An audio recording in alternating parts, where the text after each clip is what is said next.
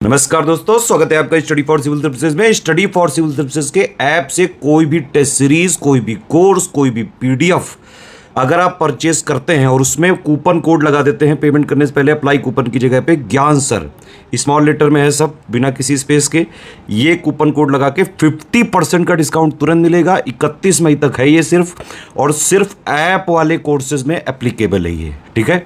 तो study for civil service में कई सारी टेस्ट सीरीज हैं, यूकेपीएससी है, बीपीएससी है, यूपीपीसीएस है, आरओ है, बीईओ वाली है ना। टेस्ट पीडीएफ में कई सारी पीडीएफ होती हैं, और कोर्सेज में भी कई सारे कोर्सेज, स्टडी मटेरियल और वीडियो कोर्सेज भी हैं। यूपीपीसीएस एग्रीकल्चर सर्विसेज वाला भी कोर्स है, कई सारे और कोर्स आने वाले हैं इसमें। Hello everyone, welcome to RO by study for civil services. Myself Alka Pandey. तो दोस्तों चलिए देखते हैं आज प्राचीन भारत के इतिहास के 10 सवाल जो कि आने वाली आपकी यूपीपीसीएस की परीक्षा, एमपीपीसीएस, उत्तराखंड पीसीएस, इन सभी के लिए बहुत ही ज़्यादा इंपॉर्टेंट है। तो चलिए शुरू करते हैं। सबसे पहले है, निम्नलिखित में से किस शहर के, किस नगर की स्थापना सिकंदर के द्वारा नहीं की गई थी? ठीक है, सबसे पहले है निकाया, वुफेकाल, सिकंदरिया और मकदूनिया। ठीक है, तो इसमें देखिए सिर्फ मकदूनिया एक ऐसा नगर है जिसकी स्थापना सिकंदर ने नहीं की थी। इसके अलावा निकैया हो गया, वुफेकाल है और सिकंदरिया है, इसकी स्थापना जो है सिकंदर ने की थी। ठीक, आगे बढ़ते हैं। वैदिक युग के बाद वर्ण जाति में परिवर्तित हुई और समाज श्रेष्ठता का सही क्रम बताना है आपको। वैदिक युग के बाद वर्ण जो है वो जाति में परिवर्तित हो गया। तो इसमें दिया है ब्राह्मण, वैश्य, शूद्र और क्षत्रिय। तो इसमें आपको श्रेष्ठता का सही क्रम बताना है ये। तो इसमें देखिए सबसे पहले क्या था? सबसे पहले था ब्राह्मण, ब्राह्मण के बाद आता है क्षत्रिय, क्षत्रिय के बाद वैश्य, फिर शूद्र। 1 4 2 3 ये सही क्रम होगा, ऑप्शन सी 1 4 2 3, ब्राह्मण, क्षत्रिय, वैश्य और शूद्र। फिर आगे बढ़ते हैं। निम्नलिखित में से कौन सा संप्रदाय महावीर एवं महात्मा बुद्ध के समकालीन था? महावीर और महात्मा बुद्ध के समकालीन कौन सा संप्रदाय था? पूरन कश्यप, मखलीपुत्र गोशाल, अजीत केशकम्बलिन और पकुत कच्चायन। ठीक है, तो ये देखिए सभी के सभी जो हैं, ये नाम याद कर लीजिएगा, सभी के सभी जो है महावीर और महात्मा बुद्ध के समकालीन थे। ठीक है, पूरन कश्यप पूछे, मखलीपुत्र या फिर केशकम्बिन या फिर पकुत कच्चायन, ये सभी के सभी जो हैं महावीर और महात्मा बुद्ध के समकालीन थे। आगे बढ़ते हैं। जैन धर्म को किन अन्य नामों से जाना जाता है ये बताना है। ठीक है, किन अन्य नामों से जाना जाता है? कुरुचक, यापनीय, श्वेतपट्ट या फिर निर्ग्रंथ। ठीक है, तो ये सभी जो हैं ये जैन धर्म के नाम हैं। जैन धर्म को कुरुचक पूछ ले, यापनीय पूछ ले, श्वेतपट्ट पूछ ले या फिर निर्ग्रंथ पूछ ले, इन सभी नामों से जाना जाता है। ऑप्शन डी यहाँ पे सही होगा। आगे बढ़ते हैं। अगला सवाल है, जैन धर्म के वास्तविक संस्थापक महावीर स्वामी माने जाते हैं। ठीक, यहाँ बताना है कौन सा कथन गलत है। फिर है, जैन धर्म के प्रथम जो तीर्थंकर थे वो ऋषभदेव या आदिनाथ थे। फिर है, जैन धर्म के 23वें तीर्थंकर जो हैं अरिष्टनेमि थे। और जैन धर्म में शलाका पुरुष, महान पुरुष की कल्पना की गई है। तो पहला स्टेटमेंट सही है, संस्थापक तो महावीर स्वामी थे, पहले तीर्थंकर ऋषभदेव आदिनाथ थे, और शलाका पुरुष या महान पुरुष की कल्पना की गई है जैन धर्म में। लेकिन यहाँ पे जैन धर्म में 23वें तीर्थंकर जो है अरिष्टनेमि नहीं बल्कि वो थे पार्श्वनाथ। ठीक है, 23वें थे पार्श्वनाथ और 24वें थे महावीर स्वामी। 23वें हो गए पार्श्वनाथ और 24वें हो गए महावीर स्वामी। आगे बढ़ते हैं। अगला है, निम्नलिखित कथनों पर विचार करना है और बताना है कौन सा कथन आपका यहाँ पे सही है। सबसे पहले, पार्श्वनाथ के पिता का नाम अश्वसेन और माता का नाम वामा था। फिर पार्श्वनाथ को 83 दिन की घोर तपस्या के बाद उनको सम्मेत पर्वत पर ज्ञान प्राप्त हुआ था।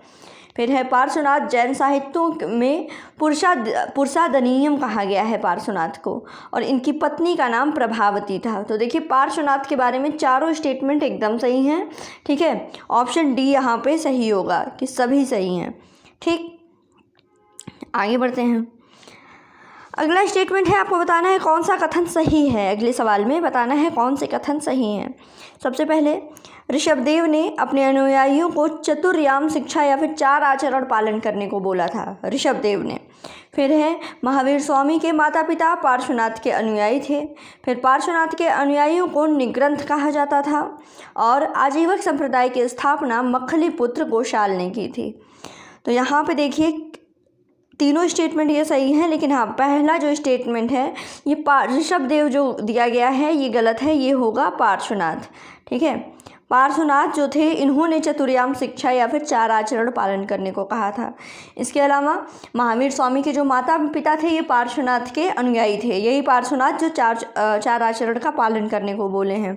ठीक है, इसके अलावा इन पार्श्वनाथ के अनुयायियों को निग्रंथ कहा गया। और वहीं अगर आजीवक संप्रदाय आपसे पूछ दिया जाए तो इसकी स्थापना मखली पुत्र गोशाल ने की थी। ठीक, पहला स्टेटमेंट इसमें देखिए जो दिया था कि पार्श्वनाथ ने अपने अनुयायियों को चतुर्याम शिक्षा या 4 आचरण पालन करने को बोला, तो ये 4 आचरण थे क्या? तो ये था सबसे पहले सत्य, अहिंसा, अस्तेय और अपरिग्रह।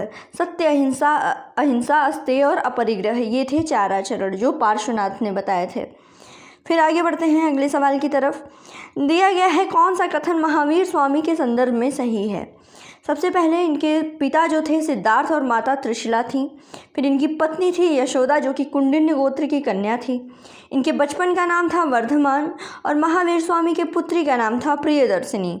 ठीक है, तो ये बताना है। इसमें देखिए सभी स्टेटमेंट एकदम सही हैं इनके बारे में, ऑप्शन डी यहाँ पे सही होगा। आगे जो तीर्थंकर हैं उनसे संबंधित चिन्ह आपसे पूछा गया है, मोस्ट इम्पॉर्टेंट। ठीक है, तो सबसे पहले देखिए कौन सा सुमेलित नहीं है ये बताना है। दिया गया ऋषभदेव गज, शंभवनाथ अश्व, अभिनंदननाथ कपि और सुमतिनाथ कौच। ठीक है, तो इसमें देखिए पहला ही गलत है। ऋषभदेव जो थे इनका जो चिन्ह था वो था वृषभ, ऋषभदेव का वृषभ था। ठीक है, उसके बाद संभवनाथ का अश्व था, अभिनंदननाथ का कपि था और सुमतिनाथ का क्रौंच था। ठीक है, और इसी तरह हमारे आज के आखिरी सवाल में भी यही पूछा गया है कि कौन सा स्टेटमेंट सुमेलित है, अब से ये पूछा गया है। ठीक है, अजीतनाथ गज हो गया, पद्म प्रभु पद्म है, सुपार्श्वनाथ स्वास्तिक है और चंद्र प्रभु जो है वो चंद्र है। तो यहाँ पे सभी के सभी बिल्कुल सही सुमेलित हैं, इनको याद कर लीजिएगा। 4 इसमें आपने देख लिया, 4 जो है पिछले सवाल में देख लिया। ठीक है, अगले वीडियो में फिर हम अगले और चिन्ह पढ़ेंगे। तो बस दोस्तों यहाँ पर ये हो गया। इसके अलावा दोस्तों अगर आप देखिए, अगर आप यूपी पीसीएस की तैयारी कर रहे हैं, अब देखिए हो सकता है आपका यूपी पीसीएस का एग्ज़ाम पोस्टपोन हो जाए, तो यूपी का आपका प्री हो गया, साथ में मेंस हो गया, दोनों की प्रिपरेशन। ठीक है, उसी तरह आपका आरओ का एग्ज़ाम है, उत्तराखंड पीसीएस है, एमपी पीसीएस है। अगर आप इन सब की प्रिपरेशन कर रहे हैं तो हमारे स्टडी फॉर सिविल सर्विसेज का पेड ग्रुप ले सकते हैं। ठीक है, इस पेड ग्रुप में आपको मिलेगा क्या? इस पेड ग्रुप में आपको मिल रहा है पहली बात तो सिलेक्शन मटेरियल। ठीक है, आपको बाहर से नोट्स इकट्ठा करने की ज़रूरत नहीं है, बस मटेरियल लिया और उसको याद कर लिया। उसके बाद आपको कराया जाता है डेली पेड क्विज़ दिए जाते हैं। ठीक है, और साथ ही साथ आपका डाउट क्लियरेंस सेशन भी है, गाइडेंस वगैरह भी दी जाती है। तो बस इस पेड ग्रुप को ज्वाइन करने के लिए हमारे डिस्क्रिप्शन बॉक्स में जो भी नंबर दिया गया है आप उस पर कॉन्टैक्ट कीजिए। बाकी पढ़ते रहिए, प्रिपरेशन करते रहिए। Thank you so much, God bless you all.